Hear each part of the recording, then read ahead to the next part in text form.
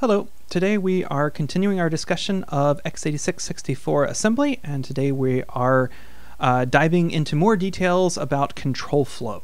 So we'll introduce the concept itself, we'll talk about how condition codes work, how we encode jumps and conditional moves, how this textbook concept of go-to code helps us with this, and then we'll talk a little bit about how we handle loops in assembly, and then we'll do an example of translating some C code into x86-64.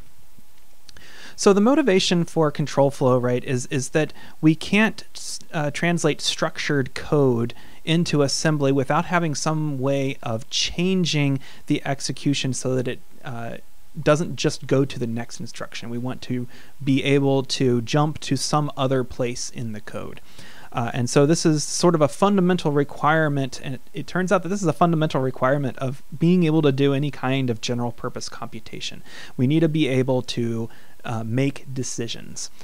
And sort of the core block structure for doing this is called a conditional, which you hopefully learned about and used extensively in your introduction to programming courses.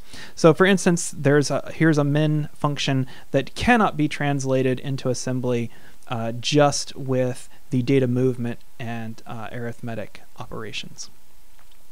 So remember we said that in a CPU, the program counter is the component that tracks the address of the next instruction to be executed.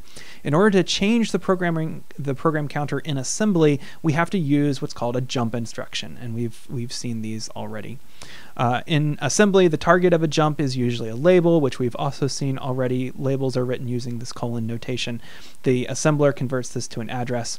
But unconditional jumps aren't sufficient for what we want to do. And in fact, in many cases, the compiler or the assembler can just rearrange the code in order to avoid it. So here we have an unconditional jump.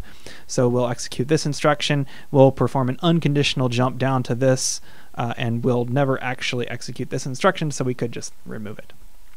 So what we really want are conditional jumps that only happen under certain circumstances. And we've already seen some simple examples of this, but we've also seen that the basic setup is that we have to use a pair of instructions.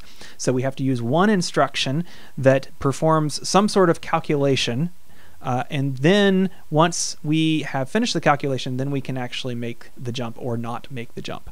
And so what's really happening behind the hood here is that there are these things called condition codes in the CPU. And so the first instruction sets these condition codes, and the second instruction reads them. So on x86-64, this is actually the flags register. So that gets set after every arithmetic or logical instruction, and it also gets set on some other instructions, including some special purpose instructions for comparing and testing values. So once those condition codes are set, then we have jump instructions that jump based on the values of the condition codes. And so that we don't have to memorize exactly what the condition codes have to be, we give these jump instructions names that correspond to how we would like to use them, rather than specifically what condition codes they trigger based on.